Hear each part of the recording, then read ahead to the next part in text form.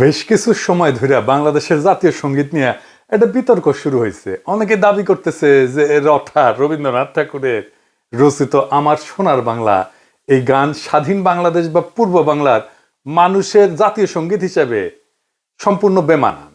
এই দাবি শুনে বাঙ্গ প্রগতিশীলদের পিলা চমকায় গেছে। তারা গেল গেল সব গেল সর তুলছে। এক বাঙ্গ প্রগতিশীল সঞ্জিদা খাতুন তার পরলোক গমনের পর তার শেষকৃত্যে রবীন্দ্রসঙ্গীত দিয়ে সম্পন্ন করেছে। দেখেছেন কি আর কমু। এমনকি বাঙ্গ প্রগতিশীল হিসেবে নিজেকে জাহির করা কচু খেতি এককালে মোডা আজিজ আর সন্ত্রাসী হারিসের ব্যবসায়িক পার্টনার দুই সিঙ্গালা ছাগল ডাবল ড্রপ আউট ওই পর্যন্ত ঘোষণা দিছে রবীন্দ্রসঙ্গীত আমার সোনার বাংলা বাংলাদেশের লক্ষ কোটি মানুষের হৃদয়ের গান এবং এটা নাকি আমাগো ন্যাশনাল ভ্যালুজ বহন করে। হ্যাঁ, হালাই ন্যাশনাল ভ্যালুজ বুঝে। হ্যাঁ, উইমেন লাইফ খুব বুঝে ফেলিছে ন্যাশনাল ভ্যালুজ। শালা double drop out national values বাপ রে বাপ। হ্যাঁ, ডাবল ড্রপ আউটের ইতিহাস জ্ঞান এমনিতেই হাস্যকর ভাবে কম, অথচ এই ডাবল ড্রপ আউট কয়েকদিন আগে আল্লামা ইকবালের নামে ঢাকা বিশ্ববিদ্যালয়ের হল নামকরণের দাবিতে খুব দয়া কইছিল মীর জাফরের নামেও হল করা উচিত। আল্লামা ইকবাল উপমহাদেশের মুসলমানদের মধ্যে সর্বশ্রেষ্ঠ দার্শনিক, যাকে বিংশ শতাব্দীর অন্যতম গুরুত্বপূর্ণ মুসলিম দার্শনিক হিসেবে প্রাচ্য এবং পাশ্চাত্যে উভয় জায়গাতে বিবেচনা করা হয়। ইকবাল 1938 সালে মৃত্যুবরণ করেন, 1971 সালের বাংলাদেশের স্বাধীনতা সংগ্রামের 33 বছর আগে। এমনকি ভারত ভাগ হওয়ার আগেই উনি মারা গেছেন। অথচ ইনাকে নিয়ে একচু খ্যাতি এবং বাঙ্গ প্রগতিশীলদের চুলকানির অভাব নেই। অথচ ঢাকা বিশ্ববিদ্যালয়ে ইকবালের নামে আগেও ছিল হল, যেটাকে ইসলামোফোবিক আওয়ামী বামেরা 71 সালের পর নাম পাল্টায় অন্য সব হলের সাথে ইকবাল হলের নাম পাল্টায় সার্জেন্ট জহুরুল হক হল করে। যে জহুরুল হক হল 60-এর দশকে আগরতলাতে পাকিস্তানের বিরুদ্ধে বিদ্রোহ এবং বিভিন্ন সেনানিবাসে বিডিআর বিদ্রোহের মতো গণহত্যা করার ষড়যন্ত্রে জড়িত ছিল, ইন্ডিয়ার সাথে আর কি, ইন্ডিয়ার পরিকল্পনায়। আর একটা হইল জিন্না হলের নাম পাল্টায় রাখা হয় সূর্য সেনের নামে। ইতিহাসে মীর জাফর কারা সেটা খুব স্পষ্ট। কচুক্ষেতে এবং বাঙ্গ প্রগতিশীলদের ইতিহাস নিয়ে জ্ঞান বুদ্ধি অত্যন্ত সীমিত। পলাশির যুদ্ধের পর মীর জাফর এবং তার ছেলে নাজমুদ্দৌলা, সাইফুদ্দৌলা এবং মুবারকউদ্দৌলা 50 বছর মুর্শিদাবাদে ইংরেজদের প্রোটেকশন থেকে শান শওকতের সাথে নবাবী জীবনযাপন করত, যেমনটা করতো মুজিব, হাসিনা। ধানমন্ডি এবং গণভবনে থেকে ভারতের প্রোটেকশনের ছত্রছায়। তখন নবাবের বিরুদ্ধে কেউ কিছু বললেই গর্দান যাইতো। পলাশির যুদ্ধের লেগেসি যুদ্ধের সাথে সাথেই নির্ধারিত হয় নাই, ইতিহাসে সেটা অনেক পরে নির্ধারণ করছে। আওয়ামী বাং প্রগতিশীলরা হচ্ছে ইতিহাসের আসল মীর জাফর, রায় দুর্লভ, ইয়ার লতিফ, জগৎ শেঠ। মীর জাফর পলাশির যুদ্ধের পর নিজের গদিতে বসার জন্য লর্ড ক্লাইভের সাথে দেখা করতে যায়। নিজের সাঙ্গপাঙ্গদের নিয়ে সোহরাওয়ার্দীর বডিগার্ডও একই কাম করেছিল। সোহরাওয়ার্দীর বডিগার্ড আবার নিজের অফিসে ইন্দিরা গান্ধীর ছবি ডেস্কে রাখতো। মীর জাফরও মনে হয় ক্লাইভের ছবি এভাবে নিজের দরবারে রাখতো না। এইভাবে ঢাকা বিশ্ববিদ্যালয় এবং সারা দেশে এই সমস্ত হিন্দুত্ববাদী এবং ভারতীয় চরদের নামে হলের নামকরণ করা হইল। এই সমস্ত স্থাপনার নাম পাল্টাইতে হবে। ছাত্র জনতা এবং ক্ষুদ্র ভ্রাতা ভগিনীরা নিজেরাই এটা করবে। এইবার আসি জাতীয় সঙ্গীতে আমার সোনার বাংলা গান নিয়ে। আমার সোনার বাংলা গানের ইতিহাস কি, এই গানের মানে কি, কবে, কোথায়, কোন প্রসঙ্গে এই গান কম্পোজ করা হয়েছিল, এটা জানতে হইলে আমাদের বঙ্গভঙ্গের ইতিহাস জানতে হবে। বঙ্গভঙ্গ কি? 1899 সালে লর্ড কার্জন ব্রিটিশ ভারতে ভাইসরয় হিসেবে আসেন। তখন ব্রিটিশ ভারতের প্রদেশগুলো ছিল Bengal presidency, Madras presidency, Bombay presidency, যুক্তপ্রদেশ, মধ্যপ্রদেশ, পাঞ্জাব। বেঙ্গল প্রেসিডেন্সির এবং সমগ্র ব্রিটিশ ইন্ডিয়ার রাজধানী ছিল সাহেবদের তৈরি করা শহর কলকাতায়, কল্লোলিনী তিলোত্তমা কলকাতা। বেঙ্গল প্রেসিডেন্সি আকারে অনেক বড় থাকায় সেটা একজন লাট সাহেবের পক্ষে শাসন করা দুরূহ ব্যাপার ছিল। 1900 সালের বেঙ্গল প্রেসিডেন্সি আকারে এত বড় ছিল, এর মধ্যে বর্তমান বাংলাদেশ, আসাম, পশ্চিমবঙ্গ, বিহার, উড়িষ্যা, ছত্তিশগড়, ঝাড়খণ্ড অন্তর্ভুক্ত ছিল। তার উপরে ছিল সেই যুগে দুর্গম যাতায়াত ব্যবস্থা। এর ফলে 1903 সালে ব্রিটিশ ভারত সরকারের সেক্রেটারি রিজলি সাহেব ভাইসরয় লর্ড কার্জনকে একটা চিঠি দেন। এতে প্রস্তাব করা হয় বেঙ্গল প্রেসিডেন্সিকে দুই ভাগে ভাগ করা, পূর্ব দিকের অংশকে পূর্ববঙ্গ এবং আসাম নামে নতুন একটা প্রদেশ তৈরি করতেন। নতুন প্রদেশের রাজধানী হবে ঢাকা শহর। লর্ড কার্জন এই প্রস্তাবে সম্মতি প্রদান করে। এর ফলে 16 অক্টোবর 1905 সালে লর্ড কার্জন নতুন প্রদেশ পূর্ববঙ্গ এবং আসামের গোড়াপত্তন করে ঢাকাকে রাজধানী করেন। এইভাবে মুঘল যুগে শায়েস্তা খান এবং শাহজাদা আজিম উসানের পর 200 বছর অতিবাহিত হয়ে ঢাকা আবার রাজধানী হিসেবে আত্মপ্রকাশ করে। মুঘল সর্দার মুর্শিদ কুলি খান শাহজাদা আজিমুসানের পর 1700 দশকের প্রথম দিকে রাজধানী ঢাকা থেকে মুর্শিদাবাদে স্থানান্তর করেন। এরপর শুরু হয় বাংলায় হিন্দুত্ববাদীদের আন্দোলন, যেটা সন্ত্রাসবাদের রূপ নেয়। কলকাতার হিন্দু বাবুরা একদম বিক্ষোভে ফাইটা পড়ে। এটা নিয়ে কলকাতার ভদ্রলোক বাবুরা অসংখ্য মিছিল বক্তৃতা সমাবেশ করে গরম করিয়া দেয় দুনিয়া। বাবুদের দুইটা সন্ত্রাসবাদী সংগঠন ছিল, একটা কলকাতা কেন্দ্রিক যুগান্তর গ্রুপ আর একটা ঢাকা কেন্দ্রিক অনুশীলন সমিতি। যুগান্তর গ্রুপের সন্ত্রাসী ক্ষুদিরাম বসু একজন সাহেব ম্যাজিস্ট্রেটকে হত্যা করার জন্য সাহেবের গাড়ি লক্ষ্য করে বোমা হামলা করে। এই সমস্ত হিন্দুত্ববাদী সন্ত্রাসীরা 21শে আগস্ট গ্রেনেড হামলার আদি জনক। ক্ষুদিরামের নিক্ষেপ করা গ্রেনেড সাহেবের গাড়ির পরিবর্তে দুইজন মেম সাহেবের গাড়িতে গিয়া পড়ে এবং একজন ইংরেজ ব্যারিস্টারের স্ত্রী এবং কন্যাকে হত্যা করে। ইংরেজ সরকার ক্ষুদিরামকে ধরে বিচার করে ফাঁসিতে লটকায় দেয়। এইরকম নারীঘাতক হিন্দুত্ববাদী সন্ত্রাসীকে আবার বাঙ্গু সমাজে সেলিব্রেট করা হয়, তাকে নিয়ে কবিতা লেখা হয়। এমনকি আমাদের আল মাহমুদও লিখেছিল, চিনতে নাকি সোনার ছেলে ক্ষুদিরামকে চিনতে, রুদ্ধশ্বাসে প্রাণ দিল যে মুক্ত বাতাস কিনতে। কি আর কমু। আর এক বাঙ্গু প্রগতিশীল আব্দুল নূর তুষার ইতিহাস জ্ঞান দিতেছে জাতিরে। দেখেন কি লিখেছে, সে কইতেছে আমাদের দেশে কার্জন হল আছে, কিন্তু ক্ষুদিরামের নামে একটা চালাঘর নাই। ইংরেজদের দালাল নবাবদের মঞ্জিল আছে, মানে আহসান মঞ্জিল আর কি, কিন্তু প্রীতিলতার একটা ভালো ভাস্কর্য নাই। মানে আছে কিন্তু ভালো নাই, কুটি আছে। প্রীতিলতার ভাস্কর্য জানাইন তো, হ্যাঁ খারাপ ভাস্কর্যটাই কুটি আছে, একটু জানবার চাই, হ্যাঁ ব্যবস্থা করা লাগবে। আরো লিখেছে সূর্য সেন, প্রীতিলতার, ক্ষুদিরামেরা আমাদের বীর শ্রেষ্ঠদের পূর্বপুরুষ। জমিদারদের ল্যাঠাল যারা, জমিদারি চলে যাবে জন্য যারা ইংরেজদের শাসাইবে তাই অস্ত্র হাতে তুলে নিছিল, তারা নাকি আমাদের বীর শ্রেষ্ঠদের পূর্বপুরুষ। আমি যাই কই, এই প্রীতিলতা, সূর্য সেন আর ক্ষুদিরাম নিয়া বাঙ্গু প্রগতিশীলদের চুলকানিটা একটু বিস্তারিত বোঝা দরকার। ব্রিটিশদের বিরুদ্ধে হিন্দু স্বার্থের জমিদার হিন্দু স্বার্থের আন্দোলন শুরু করছিল বঙ্গভঙ্গ রদ বাতিল করার দাবিতে কয়েকটা সশস্ত্র গ্রুপ করে। এই সময় ব্রিটিশদের বিরুদ্ধে অনুশীলন, যুগান্তর এই ধরনের সশস্ত্র দলগুলির তৎপরতা বাড়তে শুরু করছিল, যারা কালী ভক্ত হিসেবে দেবী মা কালীর পূজা কইরা সশস্ত্র সংগ্রামে ঝাঁপায় পড়ত। সশস্ত্র গ্রুপগুলো যে সশস্ত্র আন্দোলনে ঝাঁপায় পড়ছিল, এইটাকে তারা কলকাতার জমিদারদের স্বার্থে লেখা ইতিহাসে স্বদেশী আন্দোলন হিসেবে গাল ভরা নাম দিছিল। আর এই সময়টাকে একটা ফাঁপা বিপ্লবী বানায় অগ্নি যুগ নামে ডাকা শুরু করছিল। কিন্তু আমাদের খেয়াল করতে হবে, ব্রিটিশ বিরোধী আন্দোলন মানে সেটা অ্যান্টি কলোনি মুভমেন্ট না। আমাদের পূর্ববঙ্গের স্বার্থের প্রশ্নে বিচার করলে অনুশীলন, যুগান্তর ধরনের সশস্ত্র গ্রুপগুলোর জন্মই হয়েছিল কায়েমি জমিদার হিন্দু স্বার্থে। মুসলমান প্রজা বাঙালির উপরে যারা ছিল খড়গহস্ত, অবশ্যই প্রজাদের স্বার্থের পক্ষে তারা ছিল না। 1905 সালে বঙ্গভঙ্গ এবং ইতিহাসের দিকে তাকান, রবীন্দ্রনাথ সহ বিশিষ্ট হিন্দুদের নেতৃত্বে যে বঙ্গভঙ্গ রদের আন্দোলন হয়েছিল, এই আন্দোলন ছিল আমাদের পূর্ববঙ্গের মানুষের স্বার্থ বিরোধী। জমিদার বাঙালির সাথে ঘা মারছিল এই বঙ্গভঙ্গ, কারণ নতুন প্রশাসনিক ব্যবস্থার কারণে কলকাতার প্যারালাল ঢাকা একটা নতুন রাজধানী হয়ে উঠতেছিল। ফলে পূর্ববঙ্গ থেকে কলকাতা শহরে কৃষির উদ্বৃত্ত সাপ্লাই লাইন অনিশ্চিত হয়ে পড়তেছিল। পূর্ববঙ্গের কৃষির উদ্বৃত্ত দিয়া তৈরি হয়েছিল কল্লোলিনী তিলোত্তমা কলকাতা। আর এই ঘটনার পটভূমিতে কথিত ফাঁকা আলাপের স্বদেশী আন্দোলনের সূত্রপাত। তাহলে হিসাব করেন যে বঙ্গভঙ্গ ব্রিটিশেরা চালু করছিল, পিছিয়ে থাকা পূর্ববঙ্গ আসামের মুসলমানদের স্বার্থের পক্ষে, যেখানে রাজধানী হিসেবে ঢাকা শহর গুরুত্বপূর্ণ হওয়ার সুযোগ তৈরি হইতেছিল। এখানে আপনি কার পক্ষে যাইবেন? যে জমিদার বাবুরাই বঙ্গভঙ্গ বাতিল করলেন তাদের পক্ষে? যে অনুশীলন, যুগান্তর ধরনের সশস্ত্র গ্রুপগুলো ছিল জমিদার শ্রেণীর স্বার্থে, আপনি কি তাদের হিরো বানায় বন্দনা করবেন? আপনার চাষাভূষা পূর্বপুরুষদের সাথে গাদ্দারি করতেছেন?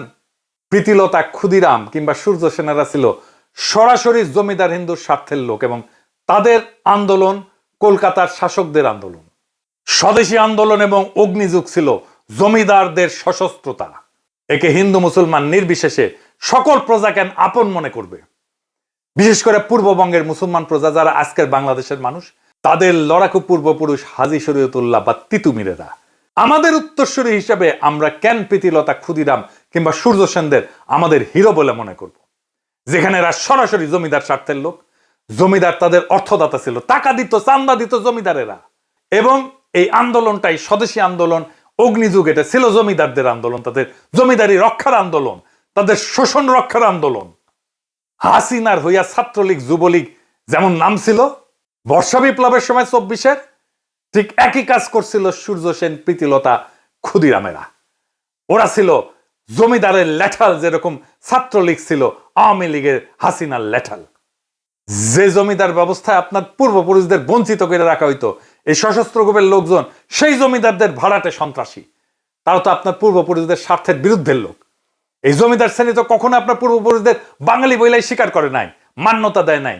সেই জমিদার শ্রেণীর ঔরসে আজকাল বাংলা ভাষা শিল্প সংস্কৃতি গড়ে উঠছে, সেটা খুব ভালো কথা। কিন্তু জমিদার হিন্দু তো আপনারা এক্সক্লুড কইরা হিসাবের বাইরে রেখা এই বাংলা ভাষা শিল্প সংস্কৃতির পতন ঘটাইছিল।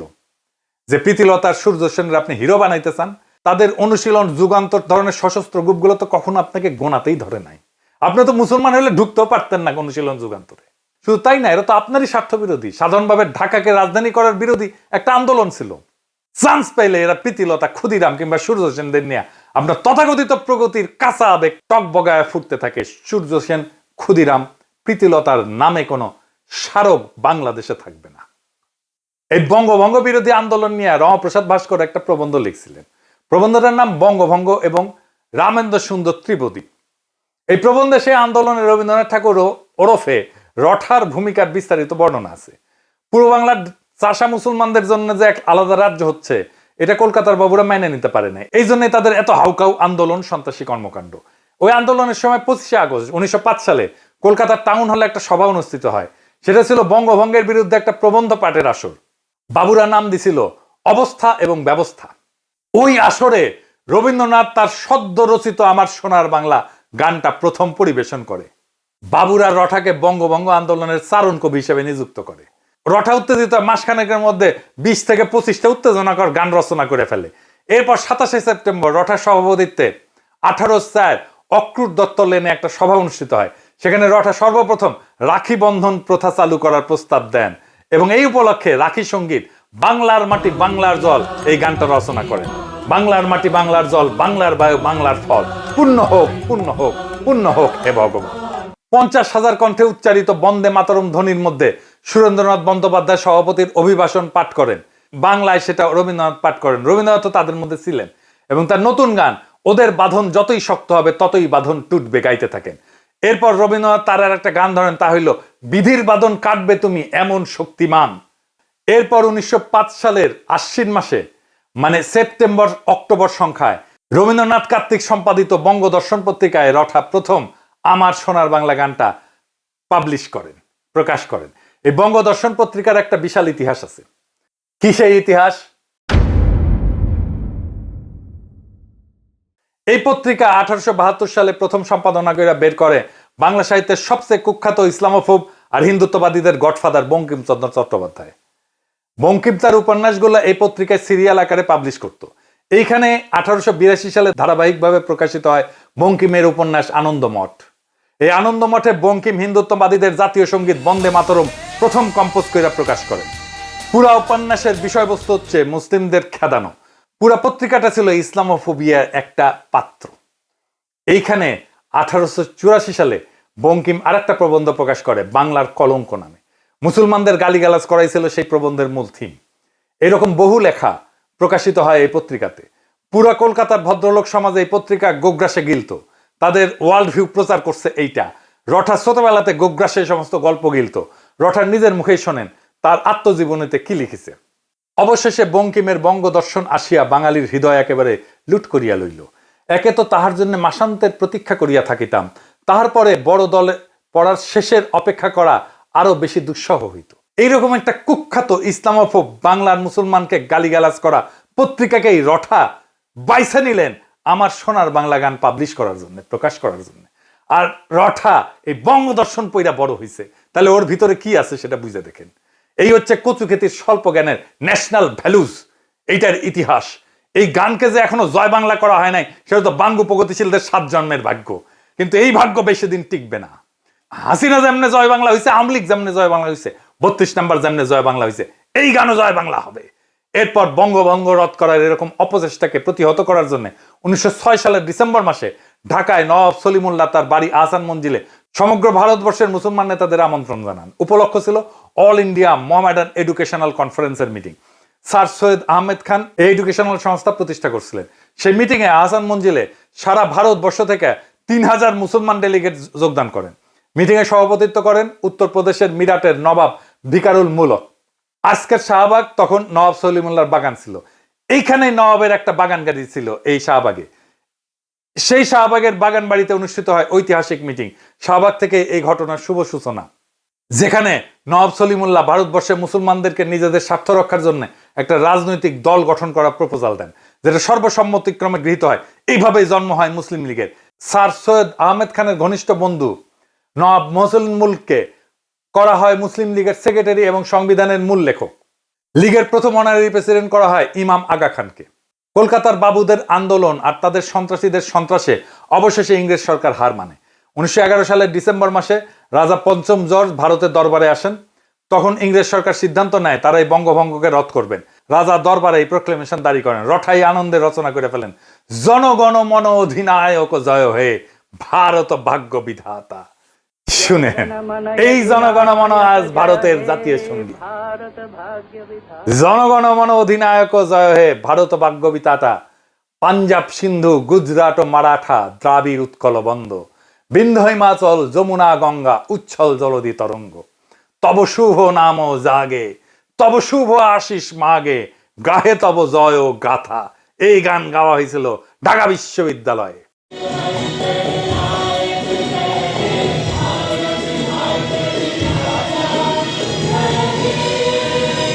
রটা নিয়ে একটা মজার গল্প শোনায়। রটা কিন্তু মেয়েলি ভয়েসে কথা কইতেন। এটা নিয়ে প্রখ্যাত সাহিত্যিক সাংবাদিক আবুল কালাম শামসুদ্দিনের একটা ঘটনা আছে উনার আত্মজীবনীতে, অতীত দিনের স্মৃতি বইতে। আবুল কালাম শামসুদ্দিন তার বন্ধু কাজী নজরুল ইসলামের সাথে সত্যেন্দ্রনাথ দত্তের মৃত্যুতে আয়োজিত একটা স্মরণ সভায় গেছিলেন। সেখানকার অভিজ্ঞতা শুনেন। যথাসময়ে সভা মঞ্চে আপন আসন থেকে রবীন্দ্রনাথ উঠে দাঁড়ালেন। হঠাৎ নারী কণ্ঠ শুনে চমকিত হলাম। কোথা থেকে নারী কণ্ঠের কবিতা আবৃত্তি ভেসে আসছে বুঝতে না পেরে চারিদিকে চাইতে লাগলাম। মনে হলো সভা মঞ্চ থেকে স্বর ভেসে আসছে। নজরুলকে জিজ্ঞাসা করলাম, কবিতা আবৃত্তি করছেন কে? নজরুল হেসে বললেন, রবীন্দ্রনাথের মুখের দিকে চেয়ে দেখুন তো। চেয়ে দেখলাম, তাই তো, মুখ নড়ছে, কিন্তু এ নারী কণ্ঠ কেন? নজরুল বললেন, তার কণ্ঠস্বরই এরূপ। আমি বিস্মিত হলাম। এমন নারী কণ্ঠের স্বর যে কোনো পুরুষের থাকতে পারে এ ধারণা আমার ছিল না। রঠার অখণ্ড সোনার বাংলা ছিল অখণ্ড ভারত মাতার একটা অংশ। এই গান কিভাবে কোন যুক্তিতে স্বাধীন বাংলাদেশের জাতীয় সঙ্গীত হয়? যারা এই গানকে বাংলাদেশের জাতীয় সঙ্গীত হিসেবে গৃহীত করাইছে তাদের মধ্যে মুখ্য চরিত্র হচ্ছে কুখ্যাত ভারতের দালাল রয়্যাল এজেন্ট চিত্তরঞ্জন সুতারের সহচর সিরাজুল আলম খান, যাদের উদ্দেশ্যই ছিল পূর্ব বাংলাকে ভারতের সাথে যোগ করানো। ঠিক এই উদ্দেশ্যেই তারা এই গানকে বাংলাদেশের জাতীয় সঙ্গীত বানাইছে। সিরাজুল আলমের সহচর জাসদের মহিউদ্দিন তার বইতে কি লিখেছে দেখেন। সিরাজুল আলম খান তখন কলকাতার ভবানীপুরে রাজেন্দ্র প্রাসাদ রোডের চিত্তরঞ্জন সুতারের বাড়িতে ঘুমায়। হ্যাঁ, ওর বাড়িতেই থাকতো। চিত্তরঞ্জন সুতারের কার্যকলাপ আমি আগের এপিসোডে আলোচনা করছি। সুতার বাংলাদেশেও রয়ের ফান্ডিং নিয়ে সশস্ত্র বঙ্গভূমি আন্দোলন করছিল। এই সুতার 71 সালে ইন্দিরা গান্ধীকে বারবার বলছিল ভারত মাতা যেন বাংলাদেশকে সম্পূর্ণভাবে নিজের সাথে যুক্ত করিয়া পশ্চিম বাংলার সাথে যোগ করিয়া রবীন্দ্রনাথের অখণ্ড সোনার বাংলা প্রতিষ্ঠা করে। জাতীয় সঙ্গীতের সিদ্ধান্ত সিরাজুল আলম খান কিভাবে নেয় সেটা এখন শুনেন।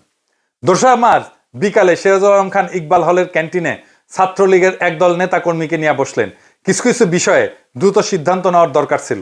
তিনি কিছু একটা বলছেন আর কেউ একজন নোট নিচ্ছেন। তিনি বললেন, জাতীয় পতাকা কেমন হবে? কয়েকজন বলল, আজ বটতলায় যেটা তোলা হয়েছে সেটাই হোক। জাতীয় সঙ্গীতের প্রসঙ্গ উঠতেই দ্বিজেন্দ্রলাল রায়ের ধনধান্যে পুষ্প ভরা গানটির প্রস্তাব এলো। কিন্তু এর দুটো সমস্যা ছিল। প্রথমত, গানটার কোথাও বাংলা বা বাংলাদেশ শব্দটি নেই। দ্বিতীয়ত, গানটার কোনো রেকর্ড পাওয়া যায় না। শেষমেশ প্রস্তাব করা হলো রবীন্দ্রনাথের আমার সোনার বাংলা, আমি তোমায় ভালোবাসি গানটিকে জাতীয় সঙ্গীত করা হোক। সিরাজুল আলম খান মাথা নাড়লেন। একজন সঙ্গে সঙ্গে নোট নিল। এরপর এলো জাতির পিতা প্রসঙ্গ। রঠা কখনোই বাঙালি জাতীয়তাবাদী ছিল না। কলকাতার কোনো হিন্দুই বাঙালি জাতীয়তাবাদী হয় না। পশ্চিম বাংলার সকল হিন্দু বুদ্ধিজীবী এলিট সবাই সর্বভারত প্যান ইন্ডিয়ান অখণ্ড হিন্দু ভারতে বিশ্বাস করত এবং করে এবং করবে। এরা সর্বদা আগাগোড়া অখণ্ড ভারত মাতার পূজারী। আগামী এপিসোডে আমি এটা নিয়ে বিস্তারিত আলোচনা করব।